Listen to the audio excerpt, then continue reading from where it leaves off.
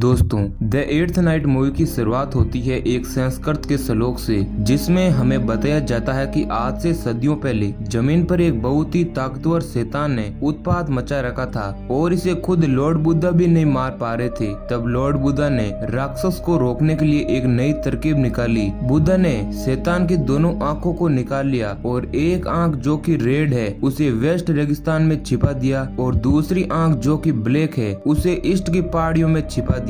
और अब हमें बताया जाता है कि रेड मून की रात को रेड आई जागता है और एक आदमी को ढूंढता है जो कि उसकी दूसरी आंख तक पहुंचने में मदद करेगा। और जब ये दोनों वापस मिल जाएगी तो शैतान अपनी पूरी ताकत के साथ वापस आएगा और जमीन को नरक में बदल देगा। अब हम एक डेजर्ट का सीन देखते हैं जहाँ एक गाड़ी दौड़ रही है। इस गाड़ी में एक शोधकर्ता जिसका नाम किम जून है, वो रेड आई की तलाश में है और उसे इस बार यकीन है कि वो जिस लोकेशन पर जा रहा है उसे वहाँ पर रेड आई मिल जाएगी। अब अगले सीन में हम एक जगह को देखते हैं जहाँ ढेर सारी रेत में चीजें गड़ी हुई है। किम जून इस खोज से मैथोलॉजिकल स्टोरी डायमंड सूत्र को प्रूव करना चाहता है, यानी वो सदियों पहले शैतान वाली कहानी को साबित करना चाहता है। अब किम वहाँ पर खुदाई करता है और फाइनली उसे वहाँ एक बॉक्स मिलता है जिसके ढक्कन पे संस्कृत लैंग्वेज में कुछ लिखा हुआ है और वह जल्दी से बॉक्स को खोलता है। उसके अंदर उसे एक गिलास जैसा कुछ मिलता है जिसके अंदर एक चमकीला सा पत्थर होता है, जिसे देख वह बहुत खुश होता है। अब जैसे ही मीडिया में ये बात फैलती है तो किम रातों रात फेमस हो जाता है। उसे नाम के साथ बहुत सारी शोहरत भी मिलती है, मगर ये सब कुछ ज्यादा दिन तक नहीं चलता है क्योंकि साइंटिस्ट उस ऑब्जेक्ट पर कार्बन डेटिंग करते हैं जो कि नेगेटिव आती है। मतलब डायमंड सूत्र जिस टाइम की स्टोरी है ये ऑब्जेक्ट उतना पुराना नहीं है और इसके बाद किम पर फ्रॉड करने के आरोप लग जाते हैं। अथॉरिटीज मानती है कि किम ने नाम कमाने के लिए सभी लोगों को गुमराह किया है। उस पर कई सारे केस लग जाते हैं जिनसे वे लड़ता भी है, लेकिन वे अपने आप को सही नहीं साबित कर पाता है। अब यहाँ से हम 14 साल बाद का सीन देखते हैं जिसमें हम किम को सड़क पर चलते हुए देखते हैं जिसकी दाढ़ी बड़ी हुई है और वे भिखारी की तरह दिख रहा है। किम अपने घर आता है और उन पुराने पेपर्स को देखता है जिसमें उसके बारे में आर्टिकल्स छपे हुए थे। वह उन्हें देखकर चिल्लाता है और उन पेपर्स को जला देता है। अब घड़ी में रात के 1 बज चुके हैं और ये वक्त है जब मून रेड मून में कन्वर्ट होगा, जिसे ब्लड मून भी कहा जाता है। और अब किम उस पत्थर के गिलास को निकालता है जिसमें उस छोटे चमकीले पत्थर को भी रख देता है और फिर किम उसमें कई सारे अलग अलग लोगों के ब्लड को डालता है। फिर वो अपने हथेली को काट कर अपना ताजा खून भी उसमें मिलाता है और अब किम इंतजार करता है कि कुछ होगा, मगर कुछ नहीं होता है। और हताश होकर किम चाकू उठाकर अपने गले को काटने ही वाला होता है कि तभी गिलास के अंदर कुछ हलचल होती है और वो छोटा चमकीला पत्थर रेड आई के रूप में बाहर निकलता है और जमीन पर गिर जाता है। अब किम ये देख रुक जाता है और फिर चाकू से उस आई को टच करने की कोशिश करता है।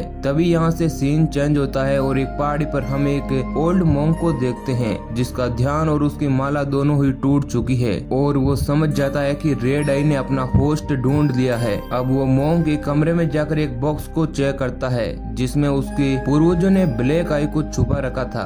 अब हम रेड आई के जागने के बाद का पहला दिन देखते हैं और हम एक आदमी को देखते हैं जो कि कंस्ट्रक्शन साइट पर काम कर रहा है। यह भी एक मॉन्क था मगर अब उसने ये काम छोड़ दिया है। अब हमें वापस बुक सॉन्ग की पहाड़ियों को दिखाया जाता है जहाँ वो ओल्ड मॉन्क अपने शिष्य चोंगसो को बुलाता है और उसे शैतान के दोनों आंखों की पूरी कहानी बताता है और कहता है कि 7 रातों में 7 आदमियों के जरिए रेड आई ब्लैक आई को ढूंढने का सफर तय करेगी और हमें इसे हर हालत में रोकना है क्योंकि यही हमारा काम है। अब हम जंगल में एक शिकारी को देखते हैं जो कि शिकार पर निकलता है और तभी उसे कुछ हलचल महसूस होती है। वो अपने नाइट विजन गॉगल्स को लगा लेता है। तभी उसके कंधे पर हमें शोधकर्ता जिम का हाथ दिखता है और इस तरह वो शिकारी भी मारा जाता है और रेड आई को अपना सेकंड आदमी मिल जाता है जिसके अंदर वह घुस जाता है। अब नेक्स्ट सीन में हमें दूसरा दिन दिखाया जाता है जहां हम होटल के रूम में एक लड़के और लड़की को देखते देखते हैं, जहाँ वो लड़की बताती है कि उसे कुछ दिन पहले कोई आदमी मिला था जिसने उसे फ्री चेकबुक्स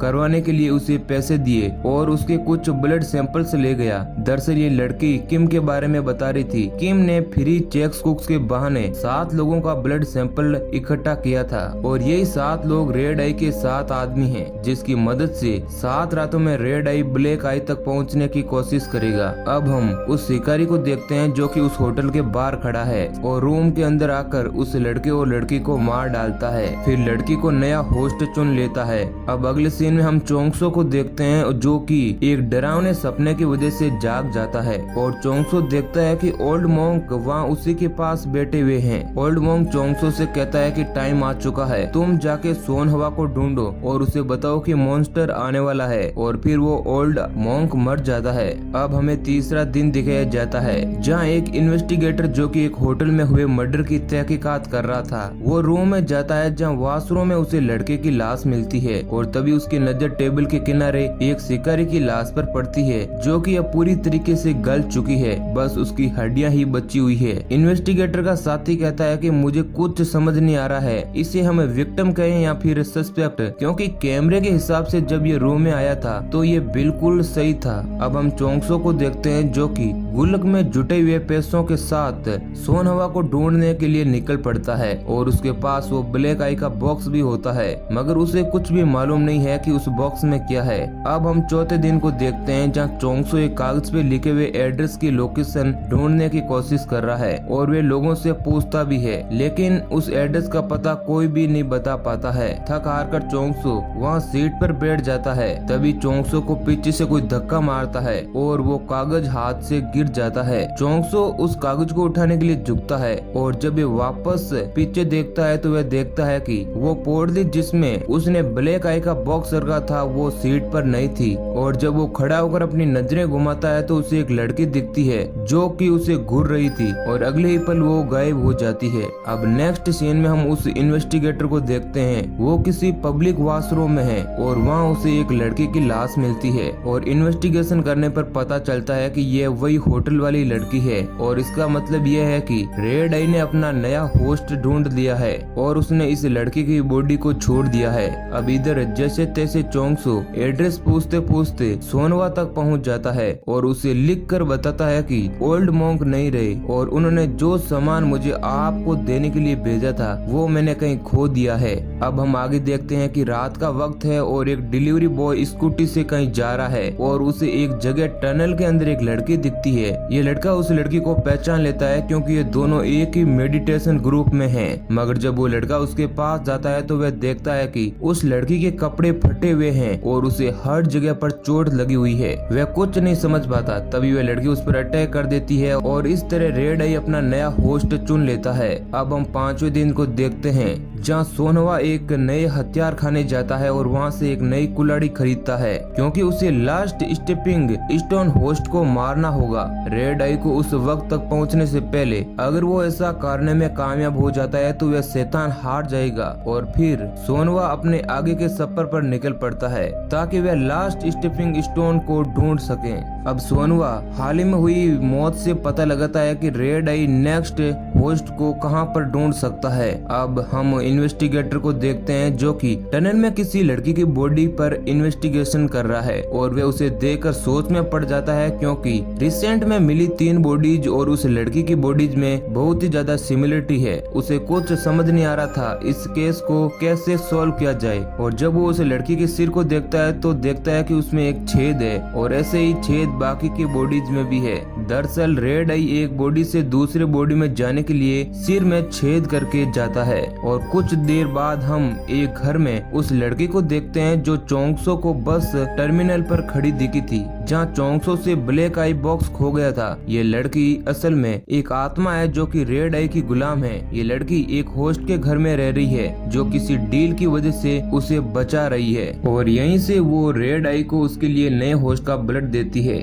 अब हम चोंगसो और सोनवा को अलग अलग होकर लास्ट होस्ट को खोजते हुए देखते हैं और यहाँ चोंगसो को वो लड़की एक घर में दिखाई देती है। चोंगसो घर में जाता है और वो लड़की यहाँ चोंगसो को चाय पिलाती है मगर उन दोनों के बीच कोई खास बात नहीं होती है और फिर चोंगसो वहाँ से चला जाता है। और दूसरी तरफ हम देखते हैं कि सोनवा उस लोकेशन को ढूंढ रहा था जहाँ 5वें होस्ट ने डिलीवरी बॉय को मारा था। सोनवा वहाँ छानबीन करने लग जाता है, मगर वो ये ध्यान नहीं देता है कि पास ही में इन्वेस्टिगेटर है जो उस केस की इन्वेस्टिगेशन कर रहा है, क्योंकि अब वो इन्वेस्टिगेटर सोनवा को शक की नजर से देखता है और उसके पास जाकर सोनवा की आईडी मांगता है। आईडी को चेक करने पर सोनवा पर कोई भी क्रिमिनल केस नहीं मिलता है, मगर जब वो सोनवा की बैग की तलाशी लेने के लिए कहता है तो सोनवा वहाँ से भागने लग जाता है, क्योंकि उसके बैग में एक कुल्हाड़ी थी। यहाँ दोनों के बीच काफी हाथापाई होती है और फिर सोनवा इन्वेस्टिगेटर को जख्मी कर वहाँ से भाग जाता है। अब हम देखते हैं कि चोंगसो वापस सोनवा के पास आ जाता है और उसे रास्ते में स्कूल की लड़की मिलती है जो कि उसे कुछ देर पहले घूर रही होती है। चोंगसो भी उसे देखता है और थोड़ी देर में उस लड़की के गाल में एक छेद हो जाता है और रेड आई वहाँ से चोंगसो को देखता है। चोंगसो ये देखते ही डर जाता है और वहाँ से भागने लगता है। रेड आई ने इस लड़की को अपना नया होस्ट चुन लिया होता है। अब हम आगे देखते हैं कि इन्वेस्टिगेटर और उसका असिस्टेंट कहीं जा रहे होते हैं और यहाँ असिस्टेंट इन्वेस्टिगेटर को एक ताबीज देता है, क्योंकि उसका विश्वास है कि फिलहाल जिस केस पर वो काम कर रहे हैं वो किसी शैतान से रिलेटेड है। इन्वेस्टिगेटर उसकी बातों पर विश्वास नहीं होता है और वो ताबीज को फेंकने वाला होता है, मगर असिस्टेंट उसे रोक लेता है और कहता है कि इसके लिए मैंने अपना ब्लड दिया। अब इन्वेस्टिगेटर उसका मन रखने के लिए ताबीज रख लेता है। नेक्स्ट सीन में हम देखते हैं कि रात का वक्त है और चोंगसो सोनवा से मिलता है और फिर सब कुछ उसे बताता है कि उसके साथ क्या क्या हुआ और उसने क्या देखा। अब सोनवा चोंगसो को कहता है कि तुम यहाँ से भाग जाओ, क्योंकि अब तुम्हारा यहाँ कोई काम नहीं और मुझे किसी को जान से मारना है और तुम ये देख नहीं पाओगे। इसके बाद सोनवा वहाँ से निकल जाता है। सोनवा भागते हुए इन्वेस्टिगेटर को देख लेता है और उसका पीछा करने लग जाता है। अब हम देखते हैं कि चोंगसो स्वेंत स्टीफिंग स्टोन के घर पे सोनवा से पहले पहुँच जाता है और उस आत्मा को वहाँ से भगा ले जाता है, क्योंकि उसे लगता है कि सोनवा इसे ही मारने वाला है और उसे ये भी नहीं पता होता है कि ये एक आत्मा है।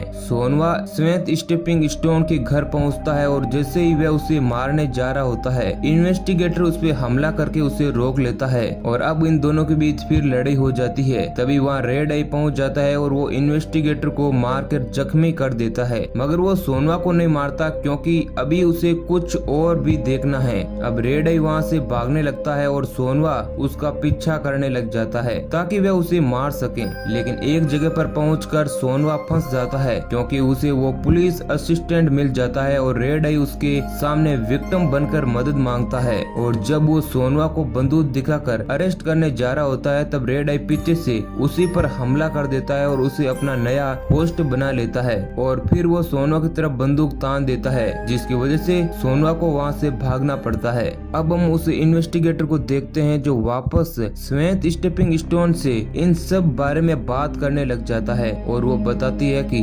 मेरे साथ मेरे घर में एक आत्मा रहती थी जो कि रेड आई की गुलाम है और एक डील की वजह से वो मुझे मरने से बचाती थी। इसके लिए वो रेड आई को दूसरे लोगों का ब्लड देती थी ताकि वो दूसरे लोगों को अपना नया होस्ट बना सके। लास्ट में तुम्हारा असिस्टेंट यहाँ पर आया था ताकि वे ताबीज बना सके, जिसका हमने थोड़ा सा एक्स्ट्रा ब्लड भी लिया था और वो हमने रेड आई को दिया और वो कहती है कि अब तुम्हें बुक सॉन्ग के पहाड़ पर जाना होगा अगर तुम ये सब कुछ रोकना चाहते हो तो। अब हम आगे देखते हैं कि चोंगसो उस आत्मा को लेकर बुक सॉन्ग के पहाड़ पर पहुंच जाता है और वो दोनों एक टूटे हुए घर में रुके हुए हैं। यहाँ चोंगसो उससे उसका नाम पूछता है तो वो बताती है कि मेरा नाम एरन है और फिर वे दोनों बात कर ही रहे होते हैं कि सोनवा वहाँ पर आ जाता है और वो पूछता है कि तुम किससे बात कर रहे हो। फिर चोंगसो जब नजर घुमाता है तो देखता है कि एरन वहाँ पर नहीं है। अब उसे कुछ समझ नहीं आ रहा था कि आखिर चल क्या रहा है। तभी वहाँ चोंगसो को वो ब्लैक आई का बॉक्स मिलता है जिसने उसे खो दिया था